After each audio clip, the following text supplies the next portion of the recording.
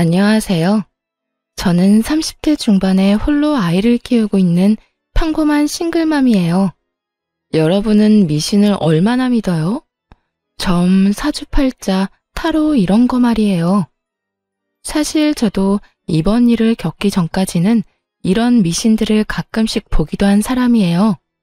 믿는다기보다는 안 좋은 소리를 들으면 평소보다 더 조심하거나 노력해서 화를 피해가야지 하는 생각 때문에 보기도 했지만 솔직히 흥미 위주로 많이들 보잖아요. 그렇게 가볍게 생각했는데 그걸 그렇게 맹신하는 사람들도 있더군요. 제가 이렇게 사연글을 쓰게 된 이유는 바로 그 미신을 맹신하는 사람들에 대해 이야기해주고 싶어서예요. 그 사람들은 전 시댁과 전 남편이고요. 제가 얼마나 어이없는 일을 당했는지 한번 들어봐 주세요. 저는 병원의 임상병리사로 일하는 평범한 사람이에요. 남편은 평범한 회사원으로 저희 병원과 남편 회사가 가까웠기에 인연이 돼서 만나게 됐죠. 남편도 좀 기가 약해 보이는 사람이지만 착했고 시부모 될 사람들도 정상적으로 보였어요. 그게 착각이라는 건 얼마 안가 알게 됐지만요. 제가 처음으로 시부모가 이상하다고 깨달은 건 저희 부부가 결혼 후 살 집을 고를 때였어요. 아들아, 내가 너희가 고른 집 괜찮은지 한번 보러 갔는데 그 집이 참 안 좋다네. 너희들이 같이 있으면 안 좋은 일만 날 곳이란다. 큰 흉사가 생길 곳이라는데 꼭 거기 가야겠냐? 아무리 봐도 난 영 끌리지가 않는데. 저희가 원하는 매물을 보고 와서 시부에게 말했을 때 시부는 하루만 기다려달라고 하더군요. 그리고 하루 뒤 우리에게 들려준 말이 저 말이었어요. 솔직히 저는 당황했고 남편도 저와 다를 바 없었어요. 저 아버님, 그게 무슨 말씀인지, 안 좋은 곳이라는 건 어떤 의미로 안 좋다는 거예요? 입지가 별로라는 말씀이신지 아니면 뭔가 하자가 있는 집이라는 거예요? 아니야, 그런 거 말고 내가 풍수지리로 용한 곳을 알고 있거든. 거기 가서 물어보니까 그 집이 아주 최악의 집이라네. 그쪽 방향으로 가면 너희한테 좋을 게 하나도 없단다. 그러니까 다른 쪽으로 알아봐라. 너희가 잘 돼야 우리 가문이 잘 되는 법인데 정 그곳에 가겠다면 우리는 집값 지원 절대로 못 해주니까 그렇게 알고. 설마 풍수지리 때문에 저희한테 지원을 못 해주겠다고 말씀하시는 거예요? 저는 그 말에 뒤통수 한 대 맞은 기분이었어요. 사실 저희 부부가 20대 후반 28이라는 이른 나이에 결혼을 했었거든요. 사회 초년생이 된 지 얼마 되지 않아서 당연히 모아둔 돈이 많지 않으니 어쩔 수 없이 시댁과 친정의 도움을 받을 수밖에 없었어요. 그래서 집을 사려고 할 때 친정에서 1억, 시댁에서 5천을 지원해주기로 했거든요. 그리고 나머지는 저희 대출을 끼고 들어갈 계획이었죠. 수도권이 아니라 집값은 그리 비싸지 않았지만 저희가 워낙 돈이 없었으니 어쩔 수 없이 두 가족의 손을 빌린 거예요. 그런데 갑작스레 시부가 저런 말을 하니 배신감이 느껴질 수밖에요. 게다가 직접 가보고 결정한 것도 아니고 점을 보고 와서 저런 말을 하니 너무 어이없잖아요. 제 표정 관리가 안 되고 있을 때 시부가 그러더군요. 그게 얼마나 중요한지 너희가 아직 어려서 모르는 거야. 모름지기 사람은 좋은 기운을 품고 살아야 하는 법이지. 그래서 내가 풍수지리 잘 아는 사람 데리고 너희 신혼집에 어울릴 만한 집을 찾으러 다녀보고 왔거든. 내가 눈여겨본 곳이 있는데 한번 가보자꾸나. 너희가 고른 집은 풍수지리에도 안 맞고 누가 들어가도 나쁜 터라고 하더라고. 그러니까 길한 곳도 한번 보고 오는 게 좋지 않겠냐. 그래야 너희 생각도 바뀔 거 아니냐. 좋은 의도라는 건 잘 알겠어요. 하나뿐인 아들 내외를 좋은 집에서 누구보다 길한 곳에서 보금자리를 꾸며주고 싶은 그 마음. 정말 솔직히 이런 형태가 아니었다면 고마워서 눈물이 났겠죠. 그런데 이건 좀 아니잖아요. 게다가 시부가 보내준 주소를 보니 눈앞이 캄캄했어요. 직장과는 너무 먼 데다가 지은 지 오래된 집이었거든요. 게다가 찍어준 사진만 봐도 리모델링 비용이 얼마나 나올지 예측이 불가할 만큼 허름했어요. 솔직히 그 사진을 보고 나니 시부가 일부러 점집이나 풍수지리 이야기를 꺼낸 줄 알았어요. 비싼 집 안 보내려고 저러는 거구나 하고. 그렇지만 시부가 그것도 돈도 지원해줄 사람이 가자는데 거절할 사람이 어디 있겠어요? 결국 울며 겨자 먹기로 시부를 따라 나섰죠. 저희 부부는 이후에 다른 곳에 갈 일이 있어서 시부와는 차를 따로 타고 갔어요. 남편 차 타고 가는 길에 순간 그 근처에 살고 있는 친한 간호사가 생각났어요. 몇 년 전 결혼해서 그 동에 산다고 들었거든요. 그래서 동료에게 전화를 걸었어요. 괜찮은지 정보 좀 알아보려고요. 여보세요? 나야. 나 뭐 궁금한 게 있어서 연락했는데 잠깐 통화 돼? 통화 괜찮아. 무슨 일인데 이렇게 전화로? 내일 병원 가서 물어보면 되지. 지금 당장 알아야 하는 일이라서 그렇지. 다른 게 아니고 지금 신혼집 보러 너희 집 근처로 가거든? 폰에 있는 지도로 찾아보니까 딱 너희 집 바로 근처더라고. 그 주소 보내줄 테니까 거기 집 괜찮은지 알려줄래? 아버님이 좋은 길지라고 지금 보러 가는데 네가 동네 사람이니까 잘 알 거 아니야. 외관 사진도 보내줄게. 나도 동네 일 잘 모르는데 일단 주소로 지도 한번 찾아보고. 어? 야, 여기는 좀 그냥 다른 데 찾아보는 게 어때? 급하게 다그치는 동료의 말에 저는 깜짝 놀라 되물었어요. 왜 그래? 뭐가 안 좋아? 너 여기 절대 가지 마. 여기 몇 달 전에 칼부림 있었던 곳이야. 그래서 경찰들이 노란 줄 쳐놓고 못 들어가게 막고 난리도 아니었거든? 내가 동네 아무리 관심이 없어도 그 정도로 소란스러우면 모르는 게 더 이상하지. 어쨌든 완전 재수 온 붙은 집이니까 절대로 가지 마. 네가 우리 집 근처에 오는 거면 나는 좋은데 이 집은 나라면 절대 안 가. 그 이야기를 듣는데 머리가 새하얘지더군요. 제가 무슨 소리를 들었나 싶을 정도로요. 남편에게 이야기를 하려는데 벌써 도착한 상태였고 친구와 연락을 끊고 일단 시부와 함께 그 문제의 집으로 갔어요. 그 집 앞에는 남자가 한 사람 서 있었는데 소개로는 공인중개사라고 하더군요. 그렇게 시부와 함께 저희도 일단 집에 따라 들어갔죠. 사실 집 자체는 사진으로 보는 것보다는 덜 더러웠어요. 그렇다고 고칠 곳이 없다는 건 아니었지만 매매가를 아낀다면 리모델링에 충분히 돈을 쓸 수 있으니 그 부분은 다행이라고 생각했죠. 물론 그 집에 들어가겠다고 가정을 했을 때의 말이죠. 저는 이곳에 들어갈 생각이 이미 눈꼽만큼도 없었거든요. 집을 둘러보는 내내 시부는 이 집이 얼마나 길한지, 빛과 채광이 얼마나 좋은지, 기운이 얼마나 좋은지를 귀에 딱지가 않도록 주절거렸어요. 그리고 저는 말 한마디 없이 냉랭한 표정으로 공인중개사의 입만 쳐다보고 있었고요. 해줘야 할 말을 안 하더군요. 그래서 제가 물었어요. 그런데 공인중개사님, 궁금한 게 있는데 왜 이 집이 문제 매물인 건 이야기 안 해주세요? 예? 모른 척 하지 마세요.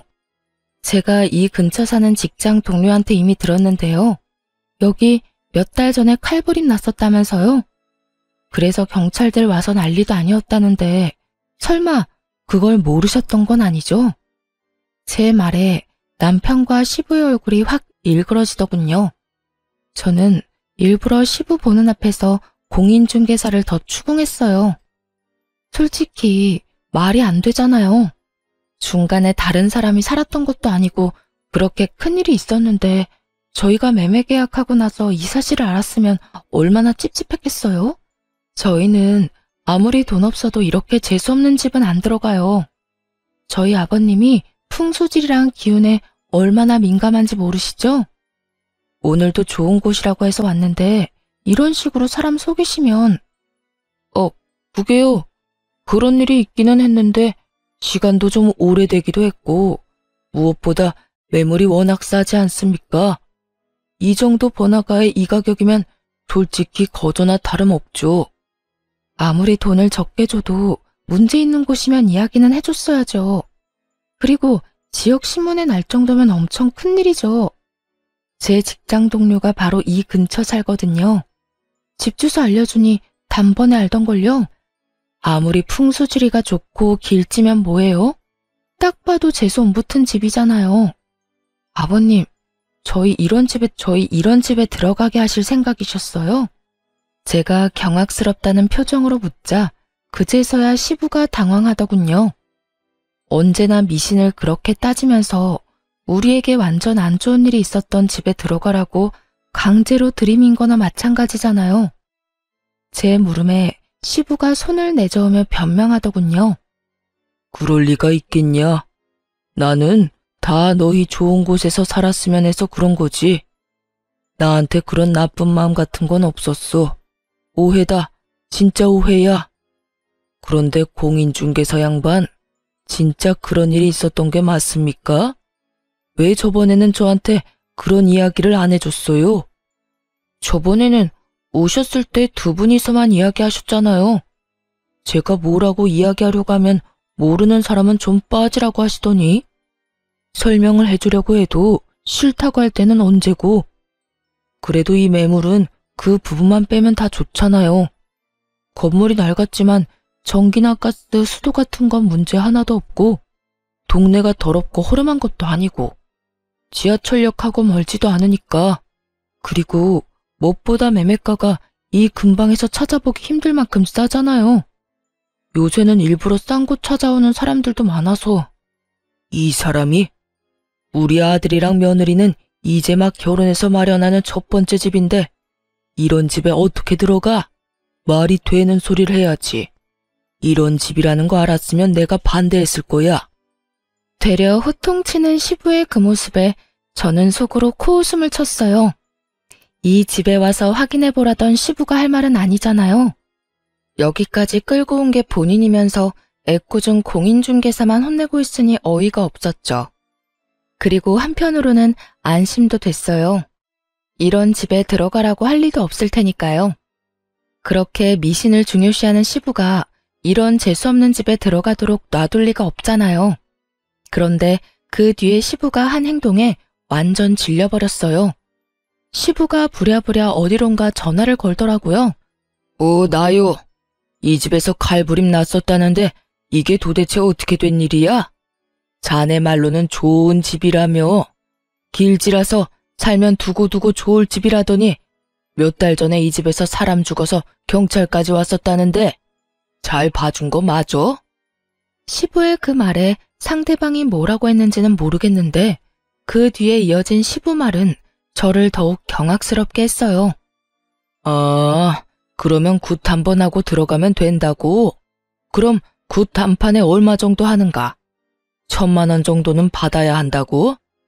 너무 비싸기는 한데 그래도 받아야 정상적으로 쓸 수 있다는 말이지? 알겠어. 필요한 준비물 같은 거 있으면 미리 말해주게. 시간도 길한 시간 골라서 알려주고. 이 집을 포기한 건 아닌지 굿을 하겠다는 말을 하더군요. 분명히는 저나 상대방이 굿을 권한 거겠죠. 그 말에 저는 열이 받았어요. 굿이라니. 저는 절대로 굿을 한 집이나 사람 죽어나간 집에서 살고 싶은 마음이 없었어요. 그런데 우리 부부의 생각은 묻지도 않고 자연스레 굿 이야기를 하는 시부에게 소리쳤어요. 아버님, 잠시만 전화 끊어보세요. 응? 중요한 이야기 하는 중인데 내가 이따가 다시 전화할 테니까 조금만 기다려봐. 전화를 끊은 시부에게 제가 말했죠. 아버님, 아무리 그래도 그거 가지고 구술하는 건 좀 아닌 것 같아요. 그냥 차라리 다른 곳을 알아보는 게 어떨까 싶은데요. 좋은 집 찾는데 들인 돈도 있으실 텐데 굳이 나쁜 집에 굿까지 해서 사는 건 아닌 것 같아서요. 제 말에 골똘히 생각하던 시부가 고개를 끄덕이더군요. 하긴 워낙에 비싼 돈이었으니 고개를 끄덕일 수밖에요. 저는 공인중개사를 보며 말했어요. 저희 시아버지께서 기운이 좋은 집을 좋아하세요. 풍수질이나 뭐 이런 것도 좀 보시고요. 근데 공인중개사들이 생각하는 그런 집은 어떤 집일까요? 그거야. 그 집에 살면서 로또에 당첨이 됐거나 원하던 걸 잃어서 더 큰 집으로 가거나 돈을 많이 모아 더 좋은 곳으로 가는 집이 좋은 집이죠. 그런 집들은 대개가 기운이 좋다고들 하거든요. 그 이야기를 듣자마자 저는 믿져야 본전이라는 생각으로 저희 부부가 처음에 가길 원했던 집의 계약을 맡은 공인중개사에게 스피커폰으로 전화를 걸었어요. 네, 며칠 전에 집 보고 갔던 사람이에요. 그 아파트 말인데요. 혹시 전 주인분이 왜 이사하시려는 건지 알 수 있을까요? 그 집이요? 거기 부부가 원래는 집을 지으려다가 돈이 모자라서 그 집 매매해서 들어갔다고 하더라고요. 그런데 얼마 전에 집값도 많이 올랐고 목표로 하던 금액도 모여서 이참에 그 집 팔고 외곽에 고급 주택 지어서 갈 거라고 하더라고요. 들어간 지 5년 만에 더 큰 집으로 갔으니 집 기운이 좋은가 봐요. 그 사람들 전에 주인도 짧은 기간에 돈 많이 모아서 더 큰 집으로 갔거든요. 완벽해 보이지는 않아도 이력을 따져보면 그 집만큼 괜찮은 집도 없어요. 그러니까 그게 진짜인지 가짜인지는 정말로 아무 필요도 없었어요. 공인중개사가 그렇게 말해주는 바람에 저희 부부 선택이 완벽했다는 게 증명이 됐으니까요. 그리고 그 집이 풍수지리상 길지인지 흉지인지도 전혀 관심 없었어요. 다만 시부가 알려준 집은 누가 봐도 재수없어 보여서 들어가기 싫었던 거고요. 그 사람의 말을 듣는데 시부도 더 이상 아무 말도 못하더군요. 아버님, 그렇다는데 혹시 원래 제가 말씀드렸던 곳으로 계약해도 될까요? 굳이 큰돈 들여서 흉흉한 집을 좋은 집으로 바꾸느니 그냥 다른 사람들에 의해 검증된 집에 가는 게 좋잖아요. 그래도 너희들한테는 그 집이 흉지라는데 너희가 계속 아플 거라고 해서 내가 그랬던 거지. 너희들이 상관없으면 그냥 그 집으로 하거라. 결국 시부의 허락을 받게 된 저희는 원래 봐두었던 집에 신혼집을 꾸리게 됐어요. 그 집에 들어가고서야 그 오싹한 기분이 사라졌어요. 시부가 추천해준 집에 들어가게 될까봐 얼마나 두려웠는지 다들 모르실 거예요. 그 집을 우리 손으로 사지 않았다는 것만으로도 정말 천만다행이라고 생각하고 있어요. 시부의 미신 사랑에 대해 뼈저리게 느끼게 된 것이 이 신혼집 구매 때였어요. 그리고 그 뒤에도 시부의 미신에 대한 맹목적인 애정은 전혀 사라지지 않고 더 커져가기만 했죠. 저희가 결혼하고 3년간 애가 전혀 생기지 않더라고요. 따로 피임을 하는 것도 아닌데 애가 생기지 않자 저희도 걱정은 됐지만 아직 나이가 30대 초반이었으니 조금만 더 기다려보자는 생각을 했어요. 그런데 시부가 이번에도 그 일에 간섭을 시작했어요. 며느라가 이번 연도에는 꼭 애를 가져야 한단다. 무조건 올해나 내년 안에 애를 낳아야 해. 내가 용한 점쟁이한테 갔다 왔는데 그래야 크게 될 손자를 얻을 수 있다는구나. 그 말에 저는 또 하는 생각이 들었죠. 여태껏 아무 말 없었던 이유는 우리를 배려해서라기보다는 때가 되지 않았기 때문이고요. 정말 하다하다 애 낳는 것까지 이렇게 간섭받을 줄은 꿈에도 생각해 본 적 없는데 말이죠. 그래도 어차피 한 번은 가봤어야 할 난임센터를 시부의 권유로 가게 됐으니 어찌 보면 잘된 일이기는 했죠. 난임으로 판정받기는 했지만 시술로 한 번의 아이를 가지게 됐거든요. 제가 임신했다고 했을 때 가장 좋아했던 사람이 시부였으니 솔직히 그간의 서운한 마음이 아주 조금 덜어지는 기분이었어요. 그러나 시부가 축하의 말을 건넨 뒤에 한 말은 저를 다시 답답하게 만들기에 충분했어요. 내가 나를 받아왔다. 출생택일이야. 애도 이제는 날짜 시간 맞춰서 낳아야 크게 되는 거야. 정말로 잘된 놈은 태어날 때부터 정해지는 거지. 네 출산 예정일에 맞춰서 받아온 날이다. 자, 받아놔라. 거기에는 누군가 휙휙 갈긴 듯한 날짜와 시간이 적혀 있었어요. 그걸 보면서 저는 정신이 아득해지는 기분이 들었죠. 또 미신. 그래도 이번에도 이해하려고 애는 썼어요. 솔직히 저도 애한테 좋다면 뭐든 하고 싶은 마음이니 날짜를 맞출 수만 있으면 맞춰서 낳고 싶다고 생각은 하니까요. 하지만 출산해보신 분들은 알잖아요. 제왕절개가 아닌 이상 그건 맞추기가 엄청 어렵다는 걸요. 저는 나지막히 한숨을 쉬며 시부에게 말했어요. 아버님, 날짜 받아와 주셔서 감사해요. 최대한 이 날짜에 나와보도록 노력할게요. 39주쯤이라 맞추려면 맞출 수도 있을 것 같긴 하네요. 완전 조산이라거나 만삭을 훌쩍 넘은 날짜가 아닌 게 다행이라면 다행이었죠. 그런데 저의 어정쩡한 대답이 마음에 들지 않았는지 시부가 저를 뚫어지게 쳐다보며 강조하더군요. 아가, 이건 선택사항이 아니다. 무조건 이 날짜, 이 시간 안에 나아야 해. 그래야 나라에 크게 이바지할 인물이 나온다고 했으니 네 선택에 우리 집안 미래가 달렸다는 거다. 아버님, 근데 애가 알고 나오는 것도 아니고 제왕절개 날짜를 잡아놓는다고 해도 그 날짜까지 진통이 안 오면 제왕절개가 가능하겠지만 날짜 전에 진통이 오면 안 될 수도 있어요. 그리고 아이나 저한테 문제가 생기면 더 빨리 아이를 낳을 수도 있고요. 제가 할 수 있다고 장담을 하기에는 변수도 많고. 그런 건 다 기합이야. 늦게 나오면 날짜 맞춰서 제왕절개 하면 되고 일찍 나오면 참으면 되지. 최대한 참아. 날짜 전까지 걷기 운동은 좀 피해. 그거 하면 일찍 나온다는 말이 있으니까. 무슨 애 하나 나오는데 집안의 미래까지 생각해요? 어떤 운명을 타고나든 잘 키우면 될 것을 애를 어떻게 키울지 상의하는 것도 아니고 좋은 날짜 시간만 받으면 노력하지 않아도 큰 사람으로 자랄 거라는 생각 자체가 얼마나 아니란 건지 아무도 지적하지 않더군요. 저는 더 이상 논쟁하고 싶지 않아서 알겠다고 말하고 시댁에서 나왔어요. 그 뒤로 시댁에는 일부러 발걸음을 자주 하지 않았어요. 그 대신 전화는 자주 짧게 했죠. 그래야 우리에게 얼굴 보자고 하지 않을 테니까요. 그렇게 거리를 두는 사이 점점 분만 예정일이 다가오기 시작했어요. 직장의 출산, 육아휴직을 위한 대체자를 구하지 못한 터라 38주가 될 때까지 꽉꽉 채워서 일을 했어요. 그리고 39주, 시부가 선택한 출산 태기를 하루 앞두고 결국 진통이 시작됐어요.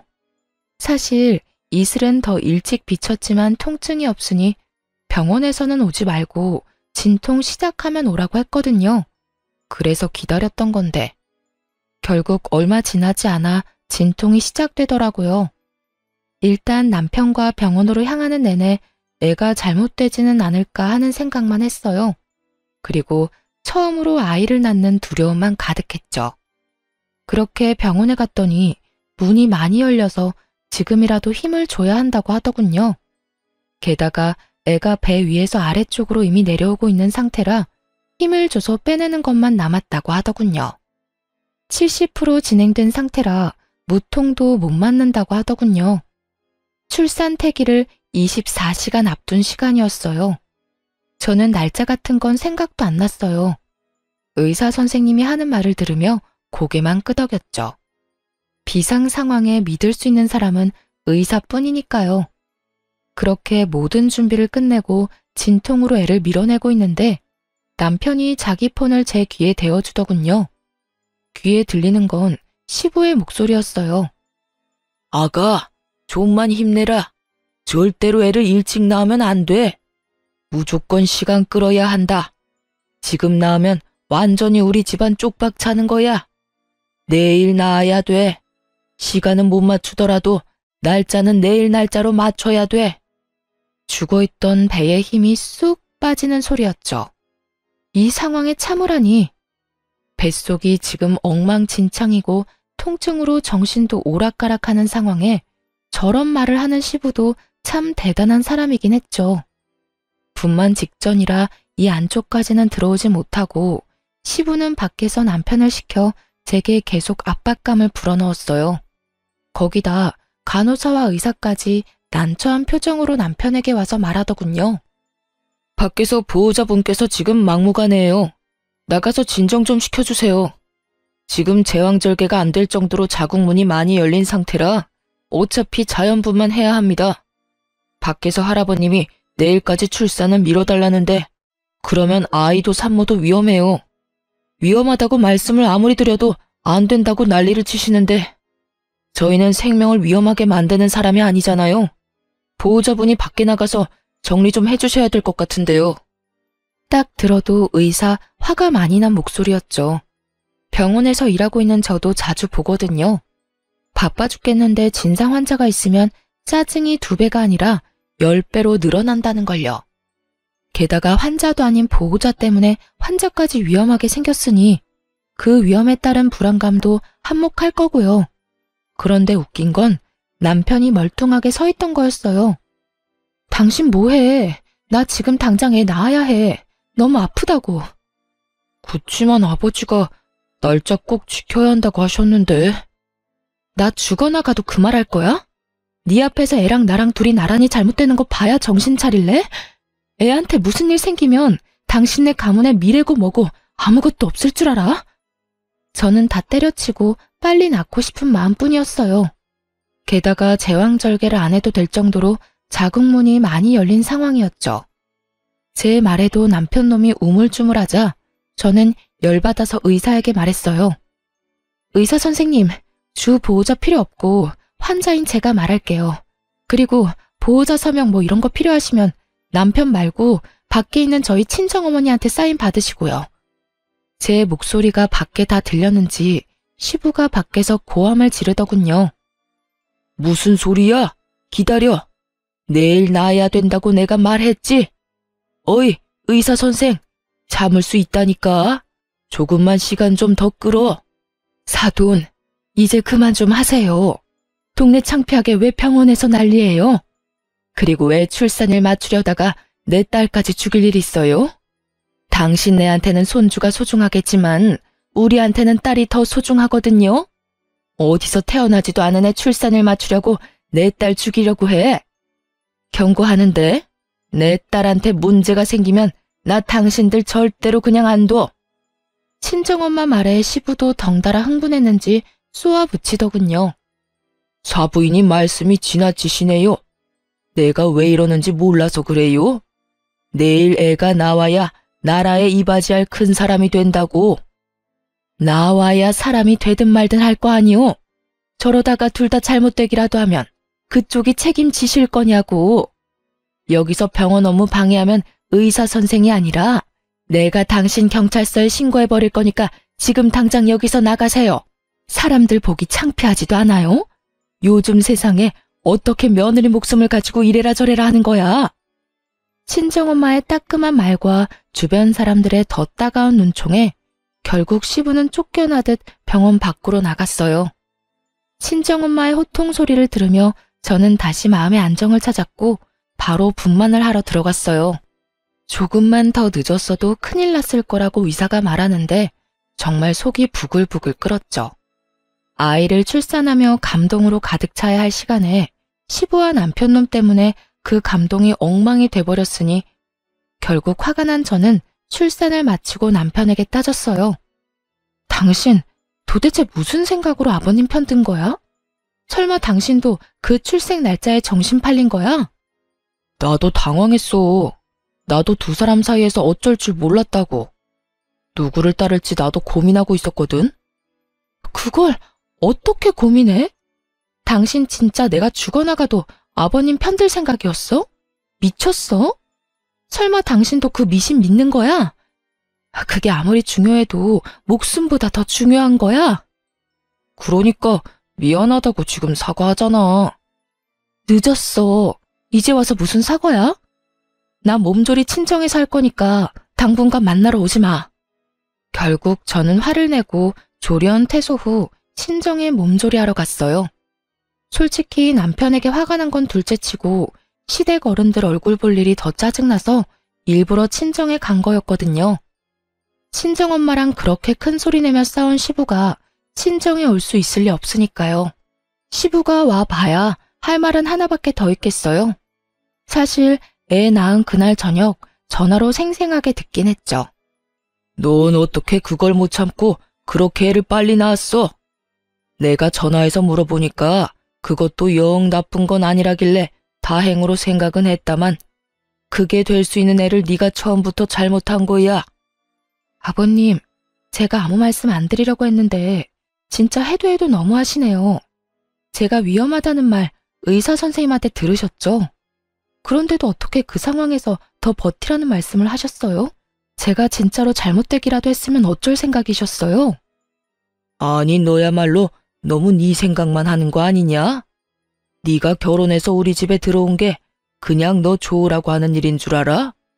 자식 손주들이 잘 돼야 집안이 평안한 법이다. 그래서 내가 그렇게 하루 늦게 낳으라고 했는데 그걸 못 참아서 이 난리를 피우고. 적반하장인 시부를 보니 정이 다 떨어지더군요. 그래서 시부에게 통보했어요. 그래서 지금 제가 대역 죄인이네요? 그러면 속이라도 편하시게 제가 안 보이는 게 답인 것 같네요. 앞으로는 시댁 일에 절대 참견 안 할 테니 걱정 마세요. 그리고 아버님, 손주 어차피 마음에 안 드시죠? 잘 됐네요. 앞으로 저랑 제 아들은 시댁 일에 더 이상 관여 안 할게요. 무슨 일 있으면 남편 통해서 해결하세요. 그렇게 말하고 전화를 탁 끊어버렸어요. 그리고 남편에게도 똑똑히 전했죠. 앞으로 시댁 일은 너 혼자서 알아서 하라고 말이죠. 며느리며 손자며 마음에 안 든다고 전할리인데 뭐하러 내가 사서 고생해야 하느냐고요. 남편 놈은 저한테 미안하긴 했었는지 시댁과의 연락을 본인이 하려고 노력은 하더군요. 그런데 시부가 웃긴 게 저도 손주도 탐탁치 않다면서 매번 전화해서 애 보러 오고 싶다고 남편을 들들 볶더군요. 몇 번이나 마주칠 뻔한 걸 제가 다른 약속 만들어서 피해버렸어요. 한 5번째쯤 그렇게 피하니 더 이상 연락 안 하더군요. 제가 왜 그 사람한테 애를 보여줘야 하나요? 아무리 조손관계라도 원하던 시간에 안 태어나서 망했다고 생각하는 사람한테 제 자식 만나게 할 엄마가 어디 있나요? 그렇게 시부와의 만남을 필사적으로 피하며 저는 육아와 일을 병행하게 됐어요. 그리고 육아휴직 종료에 맞춰 아들을 어린이집에 보내게 됐어요. 이제 막 돌을 넘긴 아이를 어린이집에 보낸 부모들은 알 거예요. 어린이집은 애를 봐주는 좋은 곳임과 동시에 들어가면서 병원균에 노출되는 아주 무서운 곳이라는 걸. 저희 애만 그렇지는 않고 모든 애들이 그랬죠. 한 아이가 감기 걸려오면 그 반 애들은 다 줄줄이 걸리고 바이러스성 질병이라도 걸리면 또 다른 친구들도 다 걸리고 저희 아들은 또래보다 좀 더 많이 걸리는 편이었어요. 감기에 바이러스, 물놀이 이후에 요로 감염까지 와서 병원에 입원도 일주일씩 해야 했을 정도로요. 애가 자주 아프니 저도 연차를 계속 써야 했고 무엇보다 아이와 같이 입원을 해야 하니 몸이 축나기도 했어요. 이런데도 남편놈은 괜찮냐는 말 한마디 없고 위로라도 해주면 좋을 것을. 제 맘 알아주는 사람은 친정엄마 뿐이더군요. 그런데 아기가 호흡기 바이러스로 열이 나서 입원했을 때 시부에게서 연락이 왔어요. 남편이 애가 아프다고 말한 모양이었어요. 전화를 받았는데 시부 이야기에 화가 확 치밀었죠. 손주 아픈 거 애 사주 때문에 그렇단다. 그러게 내가 뭘 했냐? 하루만 더 버티라고 했지. 그랬으면 잔병 치레도 안 하고 잘 컸을 텐데 네가 그걸 못 참는 바람에 애가 약하게 태어났잖아. 뭐 이미 애가 그렇게 나온 건 어쩔 수 없고 내가 그 문제는 이미 방법을 찾아놨으니 나중에 너 나랑 같이 어디 좀 가자. 느낌이 쎄했죠. 그 어디가 그저 평범한 곳일 거라는 생각은 전혀 들지도 않았죠. 어디를 가자는 말씀이세요? 신방. 용한 점쟁이가 그러는데 그거 한 번만 받으면 싹 다 낫는단다. 그러니까 애 태어나면 너랑 애 둘 다 준비하고. 자기 할 말만 하고 끊는 시부를 보며 화가 머리 끝까지 났죠. 당장 남편에게 전화해서 퍼부었어요. 아버님 도대체 무슨 생각이셔? 내가 병간호도 이렇게 힘들어 죽겠는데 왜 아버님 그딴 정신 나간 소리를 들어야 해? 세상에 어떤 사람이 두 돌도 안 된 애랑 며느리한테 신방을 가자고 하느냐고. 우리가 악귀야? 우리가 뭐 귀신이라도 붙었대? 지금 우리 애 반에 같은 질병으로 입원한 애가 둘이야. 이 지역에도 유행하는 중이고. 그럼 그 애들도 다 태기를 잘못해서 그런 거냐? 어디서 말도 안 되는 소리를 해. 이런 일은 당신이 중간에서 알아서 끊어줘야지. 나 스트레스 받아서 죽으라고 이러는 거지? 나 말려 죽이려고?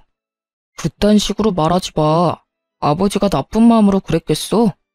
아버지도 손주 걱정하시는 거야. 할아버지가 손주 걱정하는 게 도대체 무슨 잘못인 건데? 당신이 이렇게 예민하게 나오니까 나도 아버지도 당신한테 문제가 있다고 생각하는 거지. 그리고 애가 이렇게 자주 아픈데 당신은 뭐라도 해볼 생각은 안 하고.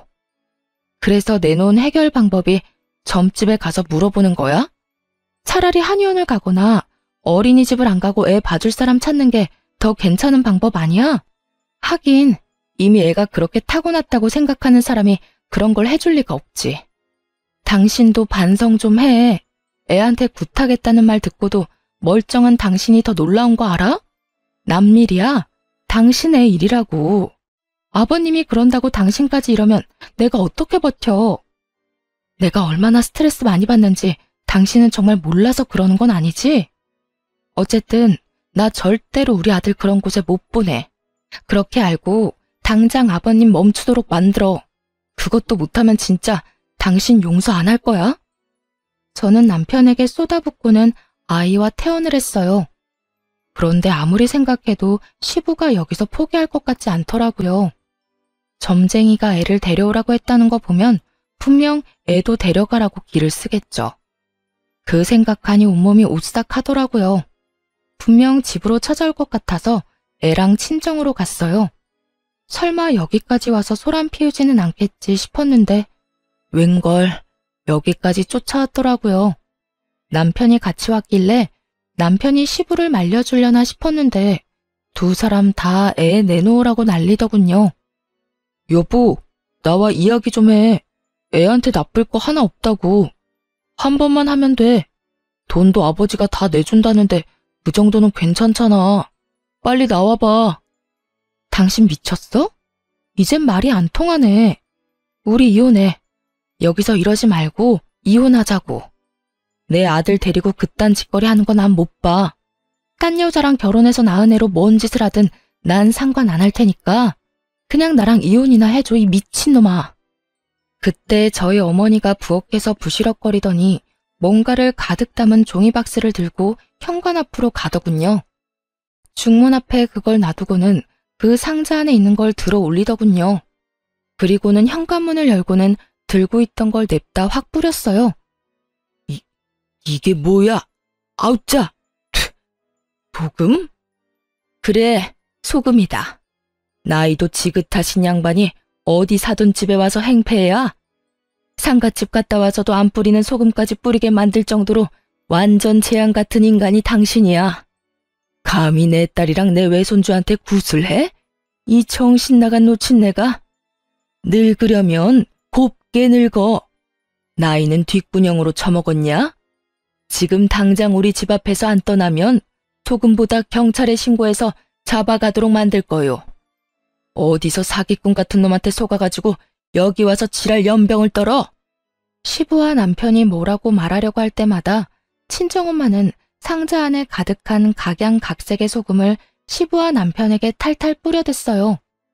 입으로 들어오는 짠맛에 말도 못하고 침만 퇴퇴 뱉는 두 사람에게 친정엄마가 꽥 하고 소리쳤어요. 내 눈에 흙이 들어와도 절대로 내 새끼한테는 국 같은 거 못해. 만약 그딴 짓 하기만 해봐. 내가 콱 죽어서도 당신 옆에 딱 달라붙어서 재수 더럽게 없도록 만들어줄 테니까 썩 꺼져. 결국 시부와 남편 놈은 엄마에게 쫓겨났죠. 그렇잖아도 큰 소리에 옆집에서 경비 아저씨한테 연락을 넣었더라고요. 그 덕분에 무사히 두 사람을 쫓아낼 수 있었죠. 이 일 이후에 저는 남편과 시부에게 완전 실망하고 이혼 절차를 밟았어요. 당연히 이혼 사유가 사유인 만큼 소송은 제게 유리하게 진행됐죠. 위자료의 재산 분할, 아이 친권과 양육권까지 가져왔거든요. 그렇게 남편과의 사이는 법적으로도 사적으로도 완전히 끝났죠. 저는 혼자서 애 키우며 사는 게 두려워 이혼 후 아이가 초등학교 들어가기 전까지 친정에서 친정 부모님과 같이 살았어요. 그런데 이혼하고 몇 달 안 지나서 전 남편이 저를 찾아왔더군요. 정말 만나고 싶지 않았는데 문 앞에서 제발 한 번만 이야기만 들어달라고 해서 전 남편과 이야기를 했어요. 그런데 정말 웃긴 게 뭔지 아세요? 전 남편 놈이 제 눈치를 슬슬 보더니 돈을 좀 빌려달라고 하더군요. 여보, 나 요즘 많이 힘들어. 당신이랑 이혼하면서 낸 위자료도 버거운데 직장도 폐업해서 일자리도 잃었거든. 나 지금 완전 빈털털이야. 지금 전처한테 돈 빌리러 왔어? 당신 도대체 여태껏 뭐하고 살았어? 직장 폐업했으면 다른 직장 빨리 알아봤어야지. 지금 일자리 하나 못 구해서 나한테 돈 빌리러 온 거야? 힘들어서 그렇지 세상에 넘치는 게 일자리야. 돈 벌려면 뭔 짓인들 못해? 아직 덜 힘드네. 덜 힘든 거야. 그런 거 아니야. 나도 노력은 했지. 아버지도 나한테 계속 안 좋은 일이 생기니까 점쟁이들 찾아서 알아봤지. 점쟁이들 말로는 굿 한판하면 직장도 다시 생기고 애도 찾을 수 있고 여자도 생긴다고 해서 내 인생 좀 펴게 하려고 3천만 원짜리 굿까지 했는데도 안 됐어. 너 지금 그게 노력이라는 거야? 굿하는 게 노력? 야, 이 미친놈아. 차라리 배달이나 노가다를 해. 그래야 돈이라도 생기지. 하긴 당신 생각이야 눈에 훤하지. 아무리 봐도 그런 일은 당신급이랑 안 맞는 것 같아? 이 화상아, 돈 버는데 귀천이 어딨어? 죽고 싶지 않으면 무슨 일이든 해서 돈 벌어야지. 그리고 어떤 인간이 돈이 없는데 3천만 원을 들여서 구슬해? 와, 지금 보니까 내가 이혼을 잘했어. 이런 놈을 남편이라고 믿고 있었다가는 무슨 큰 봉변을 당했을지 상상도 안 가. 그 3천만 원만 아꼈어도 지금쯤 이 꼴은 안 났겠지. 여보, 나 진짜 심각하다고. 진지하게 생각 좀 해봐. 지금 월세 낼 돈도 없어서 허덕이는데 차도 중고로 다 팔아버리고 남은 게 없다고. 눈물을 질질 짜면서 제게 하소연하는 전 남편 놈을 보니 정말 우라통이 터지더군요. 왜 여기 와서 나한테 이야기한들 뭐가 나아지냐고요. 여보라고 부르지도 마. 그래서 굿한 결과가 지금 이거야? 이혼한 전처 찾아와서 돈 빌리는 거? 점쟁이가 그건 안 알려줬나 보네. 내가 돈 절대 안 빌려준다는 거. 그거 알았으면 네가 여기까지 왔겠어? 나도 믿기는 싫었어. 하지만 아버지가 계속 해보라면서 난리잖아. 그렇게 구슬 한 번 했는데도 직장은커녕 면접 보는 족족 다 떨어지니까 그 뒤에 그 점쟁이 찾아갔는데 도망가고 아무도 없더라고. 사기당한 거지. 아버지는 그걸 인정 못하셨고 나도 아버지 제정신으로 돌려보려고 애썼는데 안 되더라고. 용한 곳은 다 돌아보느라 집안의 살림살이도 거덜났어. 아버지 집까지 팔아서 비싼 부적도 사고 굿까지 몇 번을 했는지 정말 아버지가 집 팔았다는 이야기 듣자마자 아버지가 무슨 짓을 했는지 소름이 돋을 정도로 현실적으로 와닿더라고. 당신이라도 정신을 차리고 있었어야지. 미신 같은 거 믿을 생각하지 말고 노력을 했었어야지. 지금도 당신 꼴 좀 봐. 이게 뭐 하는 거야?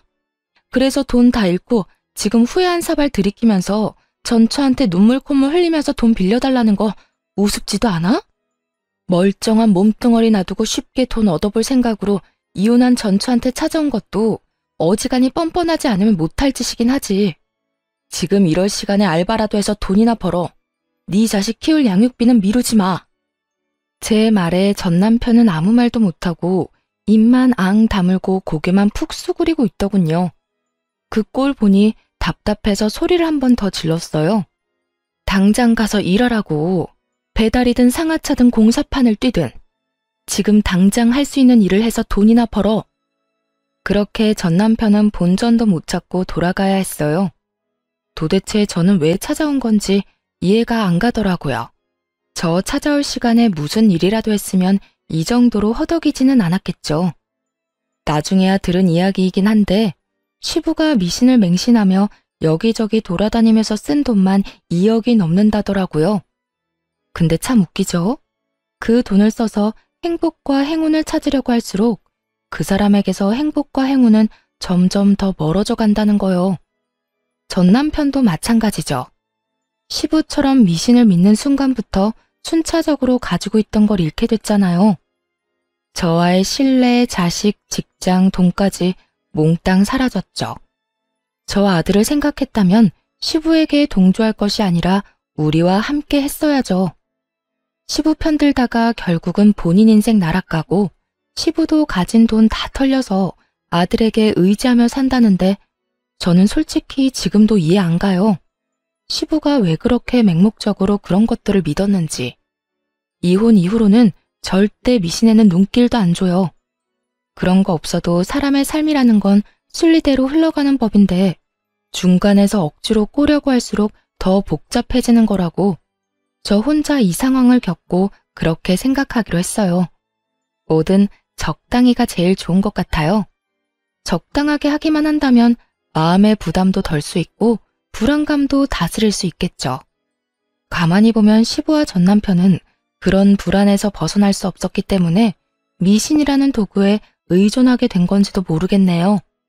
그러니 마음 다잡고 열심히 살 생각이에요. 그래도 전 남편도 자식 짓기 생각은 하는지 양육비만큼은 꼬박꼬박 잘 보내고 있어요. 들어보니 택배 상하차 일을 하고 있다더군요. 하려면 할 수 있는 일인 것을 왜 그때는 깨닫지 못했는지 참 이해가 안 가긴 합니다만 후회는 언제나 늦은 법이고 떠나간 버스는 다시 돌아올 일 없으니 그것도 전 남편이 만든 결과죠. 여러분, 뭐든 적당히가 중요한 것 아시겠죠? 과하면 언제든 문제가 생기는 거라는 걸 저는 이번 이혼으로 깨달았거든요. 제 어이없는 이혼 사연 잘 읽으셨나요? 읽어주신 분들에게 감사한 말씀 전하며 모두 행복한 하루 되세요.